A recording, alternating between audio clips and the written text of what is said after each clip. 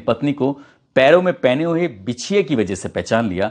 उसके पैरों पर जो नखूनों पर लगे हुए नेल पॉलिश थी, उसकी वजह से उसने पहचान लिया। सुबह वो खाना बनाकर घर से निकली थी अपने दोनों बच्चों के लिए, बेटा और बेटी के लिए। लेकिन वो हादसे का अकेले शिकार नहीं हुई थी, बल्कि 14 लोग इस हादसे में मर चुके हैं और 30 लोग ऐसे थे जो जिंदगी और मौत की जंग लड़ रहे थे।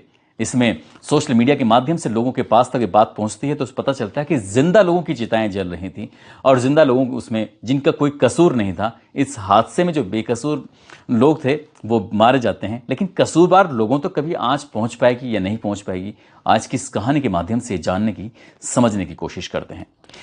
आदाब, नमस्कार, सत श्री अकाल। मैं उस्मान सैफी। आज की जो सच्ची घटना मैं आपको सुनाने जा रहा हूं, ये सच्ची घटना राजस्थान की राजधानी जयपुर से लगभग 11 किलोमीटर दूर एक जगह लगती है जिसका नाम है भांकरोटा। भांकरोटा बात कर रहा हूं 20 दिसंबर 2024 की सुबह 5:45 और 10 सेकंड। ये जो टाइमिंग है वो सीसीटीवी कैमरे में कैद हो जाता है। दरअसल अजमेर की तरफ से भारतीय पेट्रोलियम एलपीजी का एक कैंटर भरकर जा रहा था जो जयपुर की तरफ उसे जाना था, और अचानक ही उसे याद आता है कि भांकरोटा जो एक जगह लगती है वहां पर एक यू टर्न वो लेने की कोशिश कर रहा था। और जैसे ही यू टर्न लेने की कोशिश कर रहा है वहीं पास में डीपीएस के ठीक सामने के हादसा है और उसने जैसे अपने ट्रक को मोड़ा।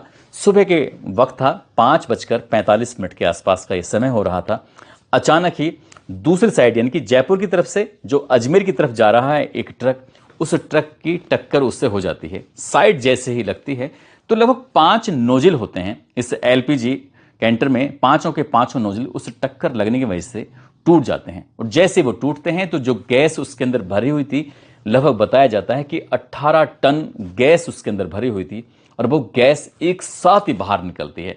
जैसे ही गैस वो बाहर निकलती है, ये अगर गैस को हम कुछ गुणा भाग करके लगाने की कोशिश करें कि कितने घरेलू सिलेंडरों में गैस भर सकती है, एक घरेलू सिलेंडर में लगभग 14 किलो 200 ग्राम के आसपास गैस आती है।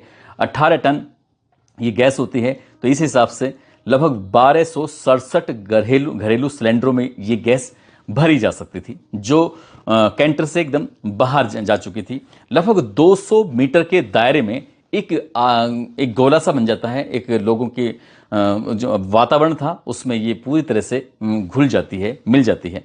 अब यहां से कोई ऐसी चिंगारी निकलती है। इस चिंगारी के निकलने के बाद जैसे चिंगारी निकलती है 200 मीटर के दायरे में, अब कुछ भी हो, चाहे वो पक्षी हो, चाहे वो पेड़ हो, पौधे हों या फिर झाड़ियां हों, जो भी जलने वाली चीजें थीं, ज्वलनशील पदार्थ थे, 200 मीटर के दायरे में एकदम से आग लगनी शुरू हो जाती है।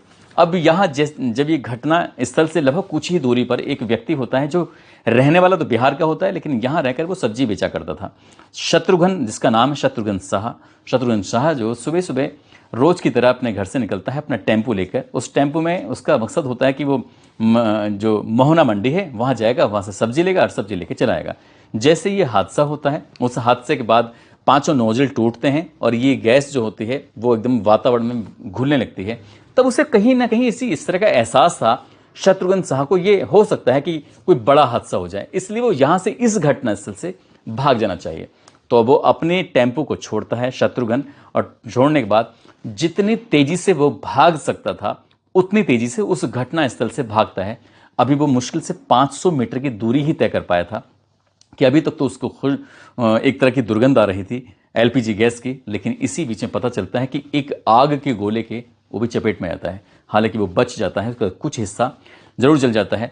जहां पर यह हादसा हुआ था, जहां पर वो कैंटर, जहां पर ट्रक आपस में भिड़े थे, वहीं डबल डेकर की एक बस खड़ी हुई है। बस क्योंकि जो रफ्तार थी वो धीरे हो जाती है और धीमी रफ्तार की वजह से, क्योंकि वहां पर जो जैसे ही इसने कैंटर ने यू टर्न लिया तो जो वाहन है वो बाकी वाहन भी थोड़ा सा धीमे हो जाते हैं।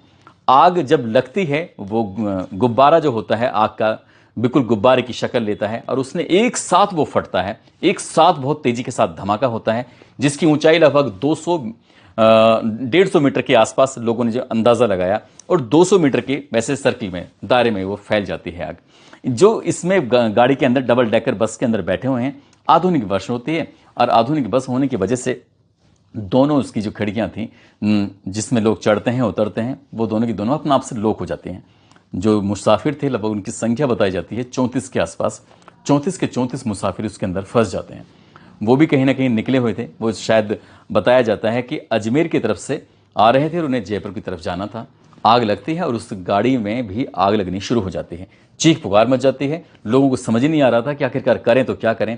लोगों ने ताकत लगाई और ताकत लगाने के बाद जैसे भी हो सकता था जो शीशे उस गाड़ी के थे उनको तोड़ा। तोड़ने के बाद वहां से कुछ लोग तो निकल जाते हैं, लेकिन कुछ लोग उस आग की चपेट में आ जाते हैं। अब इसी बीच में एक कर्मचारी होता है जो कि अपने एक एनबीसी एक कंपनी होती है उसमें काम करने के लिए जा रहा था, जिसका नाम राधे श्याम चौधरी होता है। राधे श्याम चौधरी भी उसी आग के गोले की चपेट में आ जाता है और उसके वो खड़ा हुआ है और वहां से सिर्फ एक ही आवाज लगा रहा था कि मुझे बचा लो, कोई मुझे गाड़ी से हॉस्पिटल लेके पहुंच जाओ, मैं इसका किराया दे दूंगा। वो जब इस बात को बोल रहा था तो उसकी आवाज में एक रुदन थी, उसकी आवाज में एक अपील थी, उसकी आवाज में ये लग रहा था कि बस वो किसी तरकीब से बच जाए ताकि जिस जिम्मेदारी को वो निभा रहा है, इस एनबीसी कंपनी में काम करने के बाद अपने परिवार का भरण पोषण कर रहा है, क्योंकि उसके जाने के बाद उसका परिवार कैसे जिएगा कैसे नहीं जिएगा उसने कुछ ही सेकंडों में ये बात महसूस कर ली थी। और इसी बीच में किसी व्यक्ति ने उसका जो वीडियो था वो वीडियो बना लेता है। दैनिक भास्कर ने फ्रंट पेज पर उसी व्यक्ति का, जिसके सिर्फ तन पर कुछ बचा था तो सिर्फ नेकर बचा था, इनकी अंडरवियर बचा था, बाकी जो हिस्सा था या तो उसने खुद निकाल के जलते हुए को फेंक दिया या फिर वो जल चुके थे। कुल मिलाकर उसके जो लेके जाते हैं वो सिर्फ अगले 2 घंटे की ही जिंदगी जी पाता है। उसके बाद उसकी भी मौत की खबर जब लोगों तक पहुंचती है तो लोगों को यकीन नहीं हो रहा था कि आखिरकार ऐसा कैसे हो सकता है। यहां जब हादसा होता है तो इस हादसे की गूंज पूरे उस इलाके में फैल जाती है और इस इलाके में फैलने के बाद 200 मीटर के एरिया में जितनी भी चीजें थी वो पूरी तरह से जल चुकी थी, लेकिन 1 किलोमीटर तक इस हादसे की जो धमक थी वो सुनाई दे सकती थी। और 1 किलोमीटर के दायरे में जो भी एक वाहन से दूसरा, दूसरे वाहन से तीसरा जो आपस में लगे हुए थे, लगभग 40 ऐसे वाहन थे जो पूरी तरह से जलकर राख हो चुके थे, खाक हो चुके थे। कई वाहन तो ऐसे थे जो पूरी तरह से पिघलने जैसी स्थिति में, कोई बाइक पर था तो उसकी बाइक पूरी तरह से जल चुकी थी, कोई ई रिक्शे पर था तो उसकी ई रिक्शा जल चुका था।